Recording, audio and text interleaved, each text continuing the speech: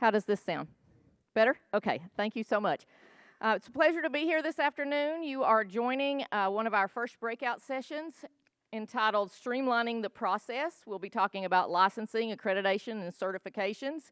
We have three distinguished speakers. I am Dr. Angie Carman. I'm an associate professor in the College of Public Health at UK.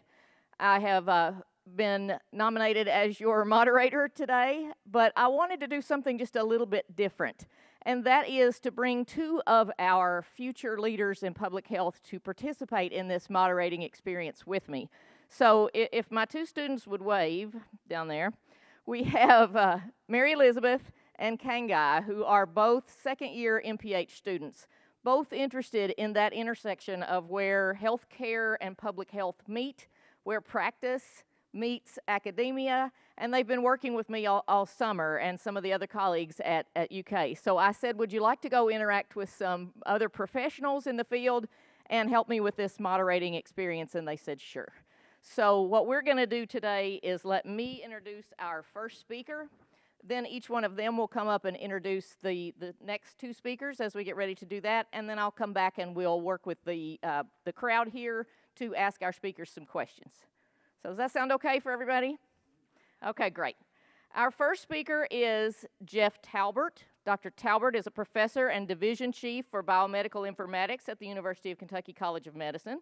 He serves as director of the Institute for Biomedical Informatics, associate director of the UK Center for Clinical and Translational Science, and co-director for the Kentucky Healing Community Study Data Informatics Biostatistics Core. His research specialization is public health informatics, focused on the intersection of evidence-based policy and healthcare outcomes. Current research projects focus on big data approaches to improve substance use disorder outcomes. So, Dr. Talbert, I'll turn it over to you. Thank you. All right, so I get the joy of being first here today, and I'm going to talk to you about streamlining the process for healthcare licensing. And so, believe it or not, before I started doing all the biomedical informatics things, back in the early part of my career, I was a health policy person and really specialized in looking at what the federal government should do versus what state and local governments should do. And this licensing thing is one of those kind of take me back to what I used to do questions, because it really is all about what level of government should do what things and what differences it makes when we make those decisions. So let's see here. So the streamlining medical licensing piece here. So the problem is that regulation of medicine dates to the U.S. Constitution in 1790, where it stipulated that the federal government has jurisdiction over interstate commerce, and the states have jurisdiction over intrastate activities. So basically the states do things internal to them, the feds take care of everything that crosses over multiple states. Physicians need a license in each state that they practice in because the states run this. So you would think that maybe there's like a national licensing exam that you could take and be a physician anywhere in the United States, but that's not the case. You have to take the licensing exam in each state. So this results in delays, barriers for caring for patients across state lines, and it also limits things like telehealth reach and access. So one of the good things that COVID has done for us, I think it's made us reassess a lot of the way that our healthcare system is organized and how we can respond to these shocks to our system. And so what we found out from COVID was that we really needed to have our healthcare providers be able to cross states and go to where there were outbreaks and where the need was. But because of this licensing system, it really limited the ability of our healthcare workers from crossing from one state to another to go practice. So it resulted in our states waiving and issuing these emergency orders that waived requirements for licensing and so forth, and really highlighted our need of our system and how old it was. And when I was doing literature review for this talk, when I found some literature on it, it really says it's like this because that's the way it's always been. And I love laws that are that way, and regulations, you know. And it really does, you trace it back to like the early 1800s, and some of these decisions were made, and we're still kind of with this system that we developed, you know, a couple hundred years ago. So there was a great article. At the end of my talk, I have a little slide with some references in there. And this is one article, this Malangi article that came out right after the pandemic was in the heat of things, and basically said they proposed the U.S. should have a single national source of truth for physician credentials. At present, there are limited efforts in this direction. And so the rest of my talk, I'm going to take you through kind of some issues around that. So what are some of the downsides of the status quo? Well, it's costly for one. It costs anywhere from $300 to $800 per state license, and that's just to do the application fees and apply. If you actually work at a particular facility, it could result in more fees because there's additional things that have to be done. We're going to hear about some of that from my other panelists here. So it's more likely a lot more than just $800, even in the expensive states. If someone happened to get a license in all 50 states, it will cost anywhere from $15,000 to $40,000 just in those state application fees. Not to mention that the time it takes to fill out all the forms and send the information everywhere that it has to go. This results in a limited physician supply and access across state lines, particularly states like Kentucky that have some areas rural areas that we would be nice if physicians could cross state lines to come and practice it sometimes during the week to have some alternate practice locations. We can't do that, right? And it's also kind of results in some state economic protectionism for in-state physicians. All right, so what are some reasons that states are concerned about if we did away with this system or changed it? Well, one has to do with revenue stream created from these licenses. And it sounds like it may be insignificant if you think $300 to $800 a license, but this one article showed that California earned $62 million in 2020 based on their licensing fees. Now, they're a lot bigger state than we are, but I think it's safe to assume that the licensing fees in Kentucky do bring in some money for the state, and if we took that away, there would have to be something to replace that with, so that in order to be able to do the other functions that the Board of Medical Licensure does for Kentucky.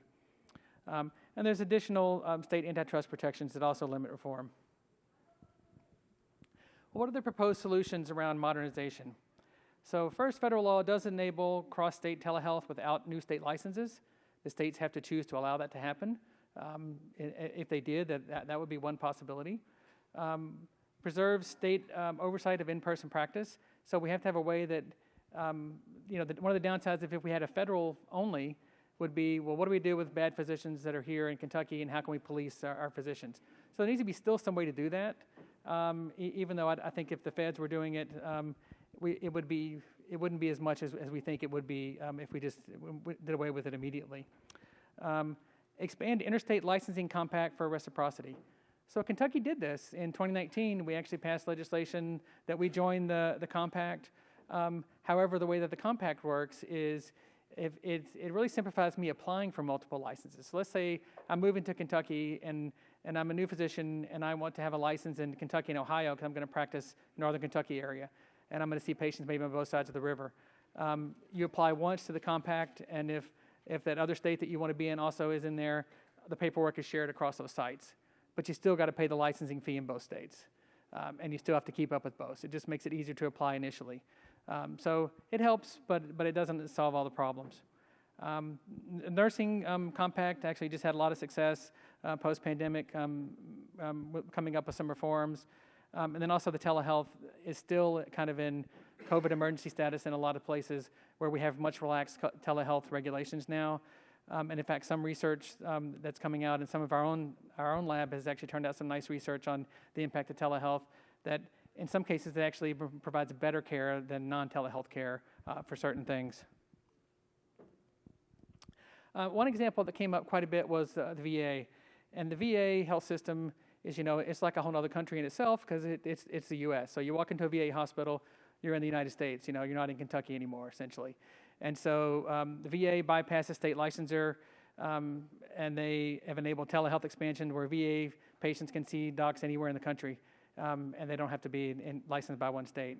So I don't think the VA system necessarily would apply to everyone if we did that, but there is a case to be made that the VA is doing this at a national level, and I don't think they have quality concerns and the things that you would normally think about as a potential consequence of that. All right, so next steps on this is that COVID has shown us that there's the flexibility and the need could come again in the future, and that this is a good opportunity to talk about this question.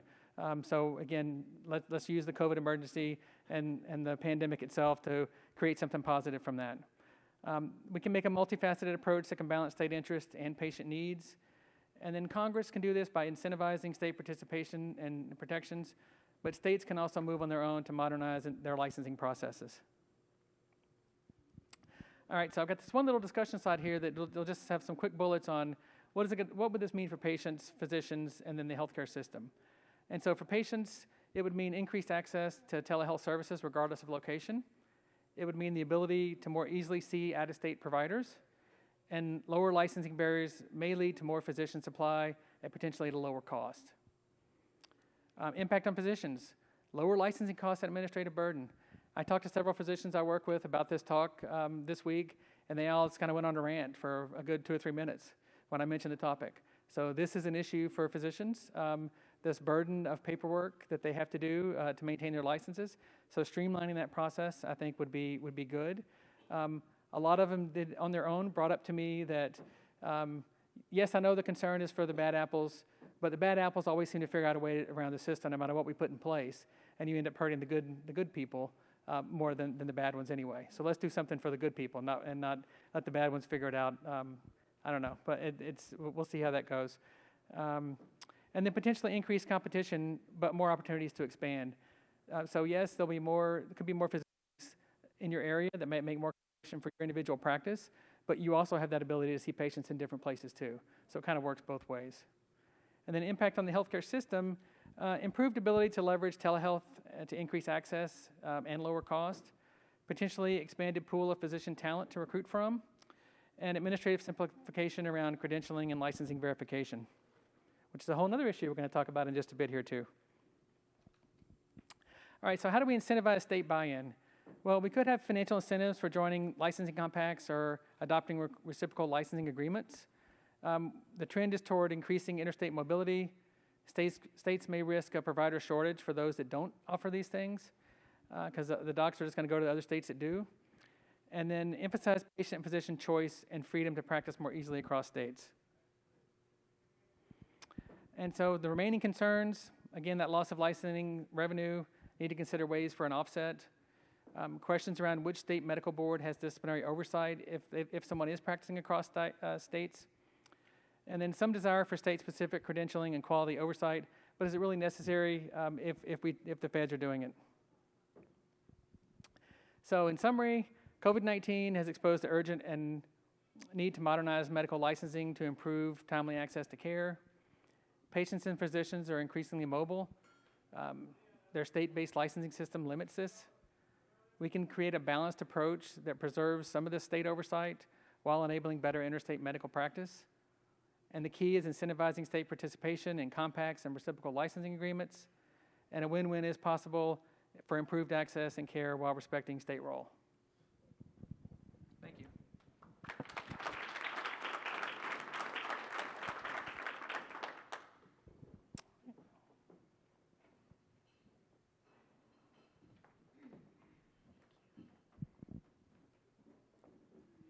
Hi, my name is Mary Elizabeth Pendergrass. I'm from Knoxville, Tennessee, and I'm a second-year MPH student at UK concentrating in health behaviors.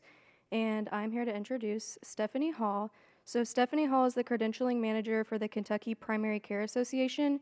She comes from the world of credentialing specialists as well as provider enrollment and operations. Stephanie assists with credentialing for 96 tax IDs over 2,000 providers. Stephanie prides herself on navigating the relationship between credentialing and provider enrollment to ensure earlier provider effective dates and less payee issues. So I'll go ahead and turn it over to her. Thank you. Good afternoon, everybody. My name's Stephanie Hall, and I'm the credentialing manager for the Kentucky Primary Care Association. Today, I really wanted to focus on streamlining the credentialing process. And one way to do that, sorry, I'm a little nervous, so I'll go ahead and say that. Let the jitters come out a little bit. So one plan for streamlining is I really like to take provider enrollment and credentialing and merge them together. Credentialing is pulling the PSVs, getting your provider ready to go, and then the provider enrollment process is the process of submitting your providers, following up on applications. If you put these two processes together, you're going to leave little room for error and earlier effective dates, which we all want, right? So my little plan for Streamline is be aware of hiring and when new employees start. Communicating with your provider, your front desk worker, your biller, organization, health plan applications and PSV, ensuring you have all documents before submitting provider applications, weekly follow-up, and releasing claims and have provider begin seeing patients. So the most important factors that I have found are communication and organization. For communication, let me go back one. For communication, it really all starts with credentialing. And there is this ongoing joke in our department that everything we know from trauma, which is probably true. But if we go, out of our way to be organized, communicate with HR, when is a new employee starting, communicating with our front desk so they know when that provider can start seeing patients, and lastly, communicating with those billers and letting them know that they can release claims. And for organization, it is all about checklists, and more checklists. So a timeline you can expect to streamline this process is step 1. Whenever you are doing your HR is doing your new hire orientation, that is when onboarding for credentialing starts. Gather all their credentialing documents because you don't want to have to go back to a provider several times to ask them for one thing. Have a checklist, know what you need, and start that when they're in the office so they don't have to come back for this. The step 2 would be completing your payer applications. At this point, you have every document that you need, so you're not reaching back out for anything and you're ready to go. Step 3 would be submitting payer applications. You have several different MCOs and health plans to do that too. So again, I like to keep a checklist of who I'm submitting to and when. And then step 4 is continuous follow-up until provider is loaded par at all health plans. And when I say continuous follow-up, you want to borderline harass them, You want an early effective date. So I always say you submit, follow up a week later, have them confirm they have your application, because the reality is your applications are going into a queue, and it's just up to somebody on the other end to grab it and to work it. So follow up, be friendly, blame it on your boss, say they really need to know if this provider is loaded yet, but maintain that relationship because you're always going to need them. And then step 5 is communicating to front desk the provider can see patients and to the biller of the provider's effective date and when claims can start to be released. 2 very important things to remember is you cannot request a provider's effective date. Provider effective dates are granted once an application is complete and all PSVs and contracts have been collected by the health plan. While you can choose your effective date with the Medicaid Partner Portal, most MCOs will not honor that same date. Claims will not pay prior to a provider's effective date. This is why it's important to not have your providers see patients until they're deemed effective, but I'm just saying. But prior to a provider's effective date, we'll deny it, and it is imperative to communicate with the front desk, HR, and your biller to ensure everyone knows when a provider is starting, when they can see patients, and when those claims can be released. I attended a credentialing forum last month and talked to Dr. Jenny Jackson, and I was just asking her for advice on how to perfect the process. And she said, there's no one way to enroll a provider, but there is a way to make your way more effective. That's where that trauma comes in handy, and you learn from it. Perfect your process. So in summary, merging credentialing with provider enrollment while keeping key components such as organization and communication in mind creates a streamlined process that leaves little room for errors and what we all love, earlier provider effective dates.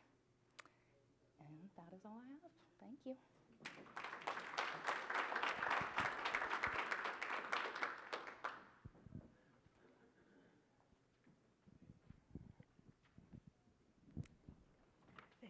you. Hi, my name is Kengai Mariti. I'm from Lexington, Kentucky, and I'm a second-year MPH student with a concentration in health management and policy. And today I'll be introducing Emily Beauregard.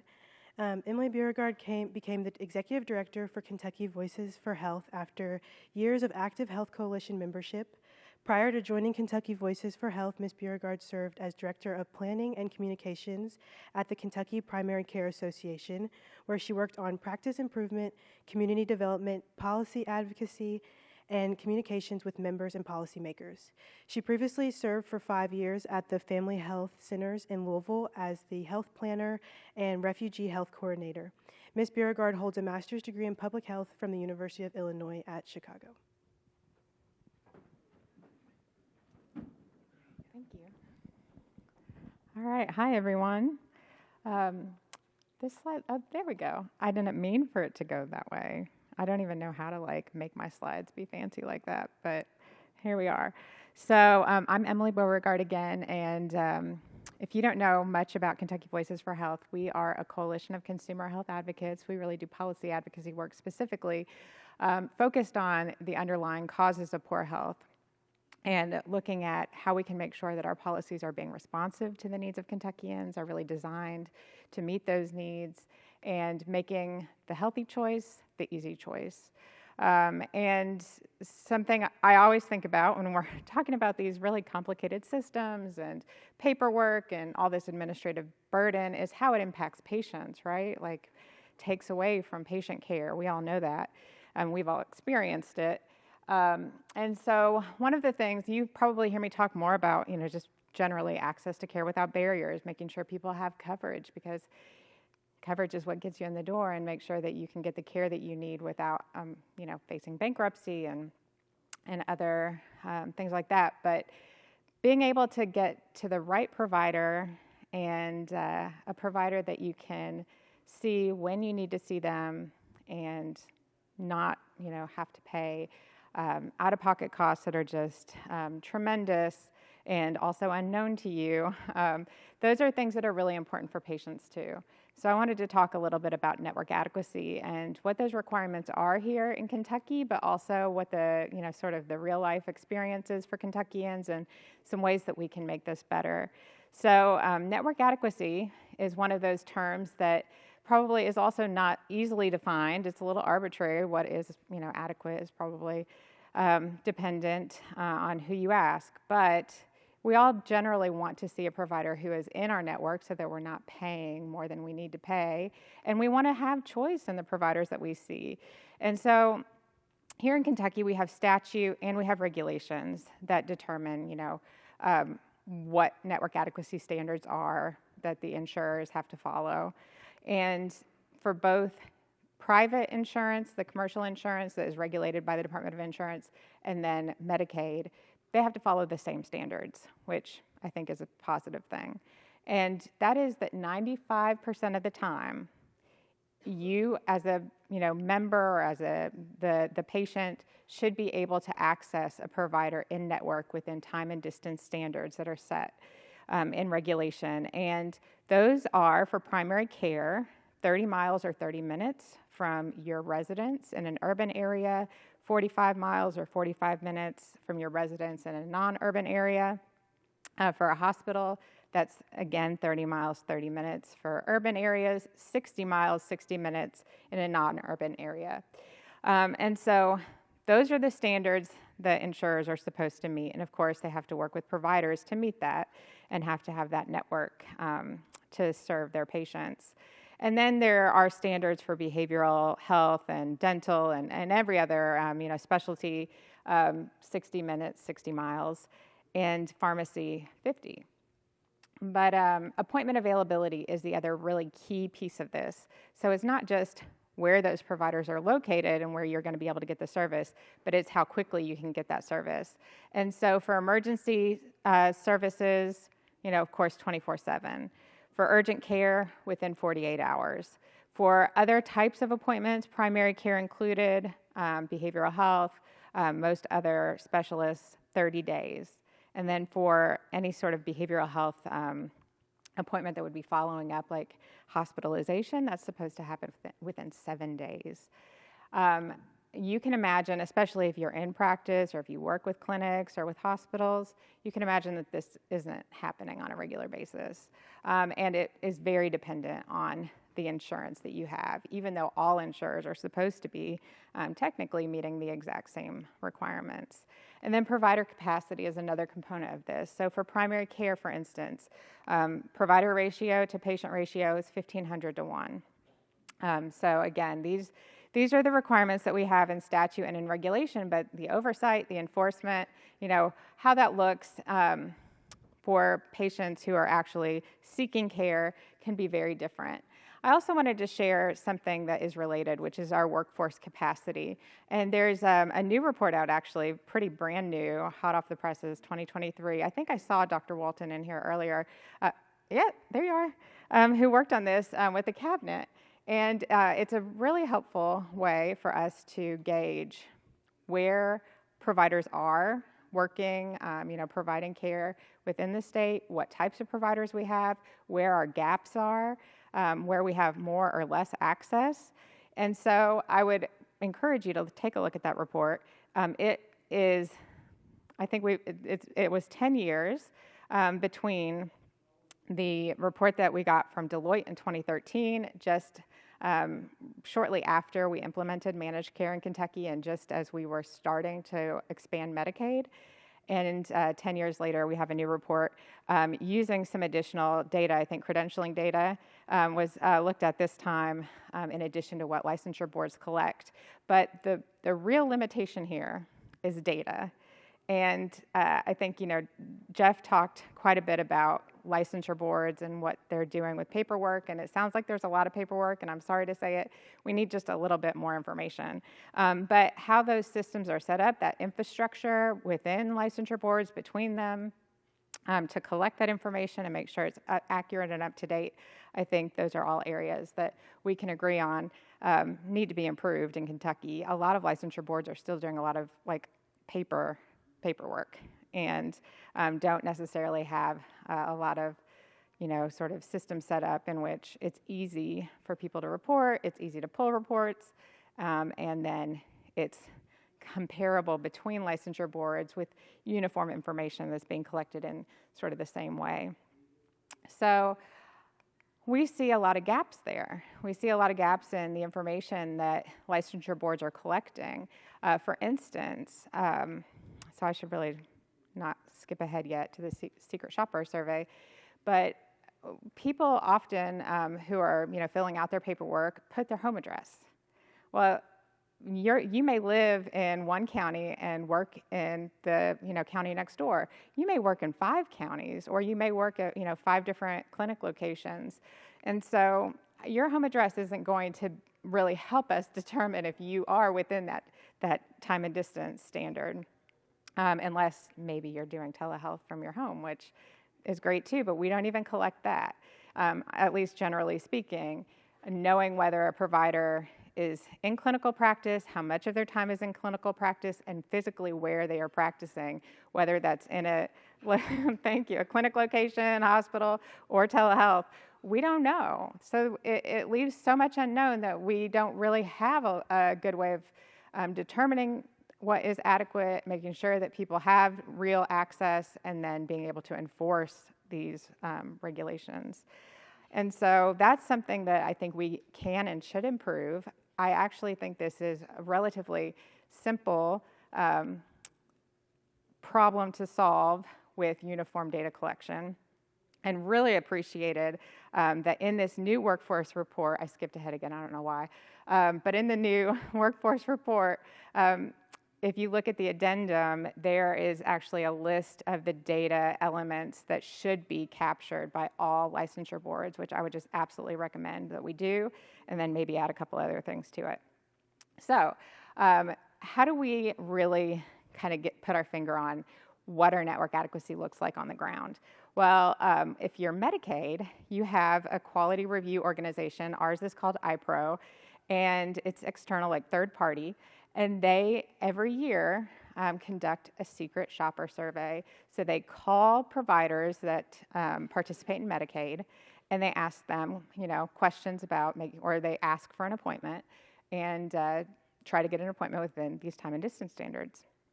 And so the one that I have used as an example was one that happened in October 2020, and they focused on primary care, pediatricians, OBGYNs, behavioral health providers, and alcohol and substance use disorder providers.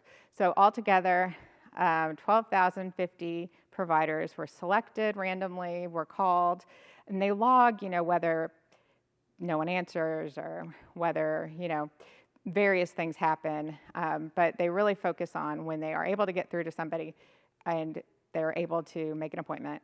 What does that, look like? What's the result? And the summary is pretty sobering. About 35% of providers who were called for a routine visit, so that's the kind that should be scheduled within 30 days, only about 35% of providers were able to provide an appointment within that time. About 20% of the providers called for urgent care could be contacted and offer an appointment within the 48-hour time frame. About 49% of providers who were called for an after-hours visit were able to be contacted and offer an appointment within that time frame. And then for telehealth, and now I think a lot has changed since 2020. That was really like the impetus for offering more telehealth. But at the time, only about 18% of routine visits and about 4% of urgent visits were offered via telehealth, or that providers, were able to provide telehealth. And so that is nowhere near the industry standard, which is apparently 80%. But again, our statutory requirement is 95%. So it meets neither of those benchmarks. And this is, kind of a chronic problem. And when you talk about this issue with insurers, they're quick to blame providers. And when you talk to providers, they often will talk about the fact that, that maybe their rates aren't high enough, or there are lots of, issues with prior authorizations and other sorts of things that are all kind of administrative barriers and burdens. And so we understand that there are lots of things at play here. This isn't necessarily an easy problem to solve to really improve network adequacy, but to understand our networks, to know what our network adequacy is, I do believe that is relatively simple. I think there are a number of factors that would need to change for us to have more adequate networks, but primarily you have to have more providers participating in your network. We can't just leave it to a handful of providers to see all the patients. Insurers need to have more providers enrolled in their networks.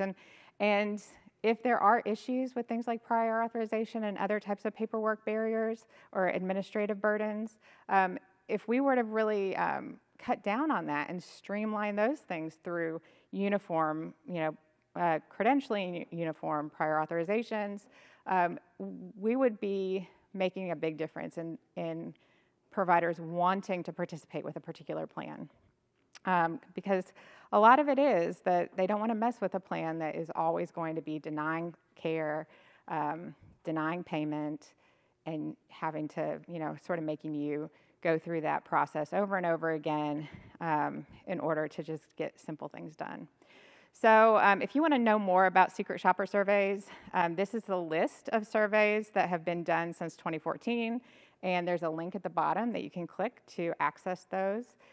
So my recommendations, the first is what I already mentioned. We need to collect uniform data and more comprehensive data. We need to know the address locations. I mean, that's just really simple, right? But we also need to know, is somebody practicing clinically? People are licensed who are retired. People are licensed who are administrators, who are part-time, who, any number of things. And so we really need to know, how much are you in the office providing clinical care? What are your specialty areas of practice? Race and ethnicity and languages spoken, that's really important to meeting patient need. And then, are there other patient populations that you work with in terms of, English as a second language, LGBTQ, disabilities, age, culture? All of this helps us know if patients are going to be able to access the kind of care that they need. What type of insurance do you accept? Do you accept Medicaid? Do you accept commercial insurance? And are telehealth services provided? So then, and the full list, like I said, is in that new report, so you should definitely take a look at that. Recommendations also include making sure the MCO provider directories are more accurate and more up to date. Things change. So, whenever you enroll in an insurance plan for the year, typically you're locked in. You've chosen your plan, but providers move in and out. And so, the provider that you check to be sure before you enrolled in this plan, they could leave in 2 months, and then suddenly you have to find a new provider, which I think can be really hard for a lot of members, and I don't think is fair for people who are choosing their insurer for that reason. Requiring MCOs to provide their full directory at their first request, and creating, this is to me, from the work that I've done with Medicaid in particular, and looking at what the current process is to meet network adequacy, which is essentially the MCOs know they're supposed to. They do have to report, of course, who's in their network, but they can also kind of get exceptions for things. If they say, well, there just isn't a provider, or this provider chose not to participate with us. But the patient is left with having to ask, if there is no person in network, the requirement is that you provide out-of-network care. The insurer should cover out-of-network care if they can't provide somebody in network within those time and distance standards. But you end up telling the patient, go through the directory, call everybody, and that's impossible in and of itself sometimes. But then the next step is you have to escalate it to, the customer service with that particular MCO or insurer and say, hey, I can't find anybody. You go back and forth. If you even think that you can ask for out-of-network care for them to pay, for someone who isn't in their network, it's at their discretion. Every MCO does that differently. There's not a uniform way or a type of, criteria for making that decision, that as far as I can tell. And in looking at the data from 2022, we asked the MCOs to just tell us how many out-of-network services or providers did you approve. It was thousands, like maybe 6,000 off the top of my head, maybe like no more than 10,000. 1.7 million Kentuckians covered by Medicaid, 6 MCOs. Imagine the number of actual visits, like the utilization, the number of appointments made within a year, and less than 10,000 were for out-of-network care. We know every day people aren't able to get in to see their doctor within those time and distance standards, and so where's the disconnect here? It's in the enforcement, and so there's nothing beyond that. If your MCO says no, that's it. Your MCO said no, and your only option is to change MCOs. Well, you may not have a better experience or a different experience with another MCO. So we really need a pathway for consumers to report violations of network adequacy to the Department of Insurance, to the Cabinet for Health and Family Services, so that they can start to kind of quantify the problem and see where maybe there are some trends and work with the insurers on improving those networks. And then I have a number of other recommendations that I probably won't go through for time, but we want to make sure that we have more of these secret shopper surveys, that this becomes more routine. I think an all-payer claims database, there was a lot of discussion about that this morning. This would really help us to inform network adequacy too, and workforce capacity, because we would be able to understand utilization patterns. We'd be able to see where in the state are people getting services, where are they traveling for services because they don't have them near their home, and where are the, what patterns can we see here? Where are the care gaps? Where are the disparities? And I think that would tell us a lot.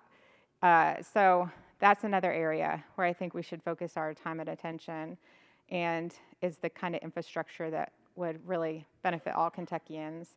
And then any of the legislation that we pass here should follow network adequacy developed by the NAIC, which is a national group. So with that, I'm going to wrap up and happy to answer any questions.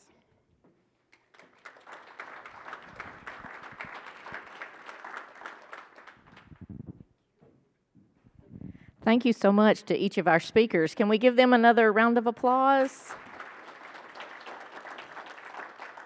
I'd like to open the floor for questions for each of our speakers, and we have someone that will circulate with a microphone. I'm trying to find a spot to stand that you're not blinded by the light. Did you all notice that?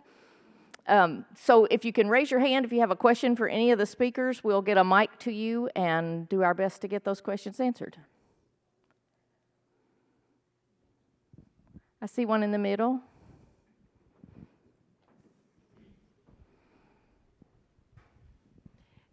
This question's for Emily. I think that the suggestions that you made make a lot of sense. Have you had conversations at the state government level? Because really, it's an online web portal. We all know that changing a website is relatively low effort to yield such valuable information. Yes, so I will say that we have regular conversations with, in particular, the Department for Medicaid Services, less regularly with the Department of Insurance. And I think there's a lot of work that goes on. There's a lot of information reported from insurers to regulators. And at the same time, no matter the information being reported, getting to that end result, the goal of network adequacy, I think is where we kind of fall short. And so I think there's just an enforcement mechanism that's lacking. And that's the piece that I have sort of seen, in these conversations. And I know that, insurers have contracts. They've got, a lot of requirements they are meant to meet within these contracts. But if the enforcement mechanism isn't designed well, then it's not going to produce the outcome that we need. And that's where I feel like we're falling short here. But again, if we had language that required out-of-network care or more participation of providers, like having larger networks of providers, I think we would be making more headway. Thank you. Do we have another question? We have one up front. Oh, go ahead. I'm not sure if this question is for Dr. Talbert or for Ms. Beauregard. When you were talking about licensure of physicians and having more information in the database, like what their specialty is and where they practice, what practice locations, what percentage of the time they practice, all of that information is necessary to do physician demand analysis that the IRS requires hospitals to do before we can provide recruitment assistance to physicians. And for years I've been asking for that. That seems to be at the state licensure level more so than the insurance credentialing level that's needed. So how are we going to get those data points into the licensure system? Yeah, I'm not sure that information would be available to them at this point, but I think based on some of the stuff that Emily had in her presentation about expanding what's collected by the licensure boards, we would certainly be in favor of that. That may be part of your list. It is. I mean, so that more comprehensive, uniform data, again, it's in that 2023 workforce report. Now, licensure boards could be asked to do this voluntarily, but I think whenever you want the same data collected the same way, you really need legislation. So we think that this is an area where we need a new law passed to require this of licensure boards. I really don't think that it is too onerous. It is change. That's not always easy, but I think we have good reason to make this case. And while the licensure boards have different systems for collecting the information, if they can report it in a uniform manner, I think that's what matters. We have another question right here. Yeah, hi. I have a question for Ms. Beauregard. It's less of a question and more just to share an idea that I think our team has felt is really useful. I've really liked the content about the secret shopper and the network adequacy, because we've studied those regulations a lot as a team, and the way that we frame the kind of, one camp says, well, we're meeting our network adequacy requirements, so everything should be fine. But then people will tell their legislators, I can't find a dentist, I can't find a doctor. Well, how are those two things both true? And so then we go and read literature and found a paper from Oregon, and then new papers coming out of New England saying that what's probably happening is these are phantom networks, that we have providers enrolled. That, in other words, our regulations may be inadequate. So it's one thing to credential a doctor and say they're on our panel. It's another thing entirely to say, have they ever seen a Medicaid enrolled patient? That's an excellent point. So I'm glad you brought that up, because we know that with some insurers, they have used an opt-out. So, here we go, we've got a new product, you can opt out. Well, if you're not paying attention as a provider, or if you don't know the difference between the products and, just aren't really focusing on the details, you probably are in that network and don't know it. And I think that happens pretty commonly. And then another issue that you brought up is not seeing patients. So you could be enrolled in Medicaid and not see a Medicaid patient, or just not regularly see Medicaid patients. We know some providers see a few, like a handful of patients with Medicaid coverage. And we know every provider has a payer mix that they try to kind of stick to, because that's how they're able, we talked about, cost shifting some this morning, having a payer mix where you're going to get more reimbursement from a particular payer than another, and this is the way that you feel like you can still kind of make ends meet. and make a profit and not lose money, then you're going to have maybe 25% of your patients, have Medicaid coverage, and another 25% have Medicare, just as an example. Every provider, as far as I know, has kind of an internal payer mix that they try to work on. And so we absolutely don't know how many patients these Medicaid providers are seeing, and I think that's another good point. That's, again, why we need more information, but insurers can't say, because I have this one provider in this area, that's sufficient, because the expectation can't be that that one provider sees all of the patients in that area. That's, providers have their own reasons for how many patients they see, and we just can't, make that the expectation. But I think that is what's happening now. Do we have another question for any of our panelists? We have one right there. Thank you. This is a question for Jeff. So where is the next step? Is it at the state level? Can states take these steps to get away from the medieval guild structure independently, or does something need to happen perhaps by the American Medical or the Federation of State Medical Licensure Boards or some organization of that nature? Yeah, no, that's a great comment. I think that if you look at the options, the top option for a lot of the literature is this national medical licensure system.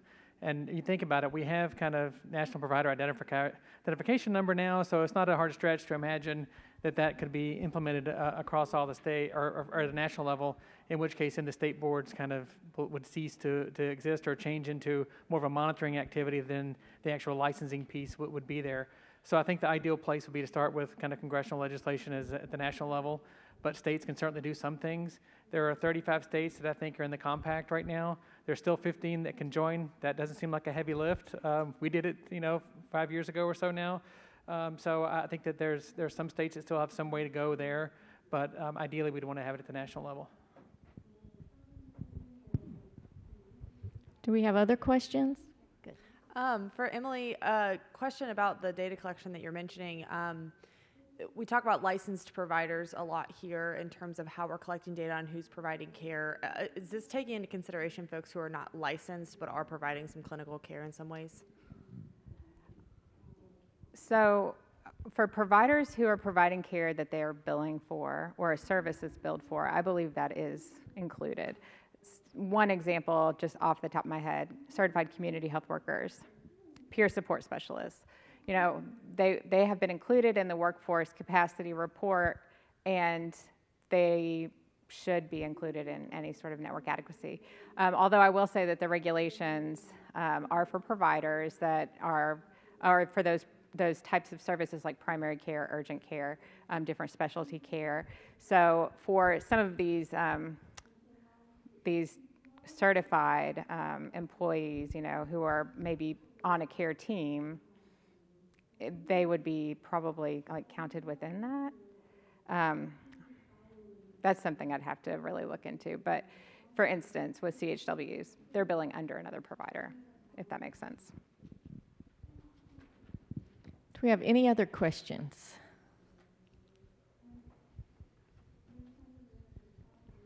Okay, well, I want to thank everyone for being here this afternoon. Thank you very much to our panelists for presenting.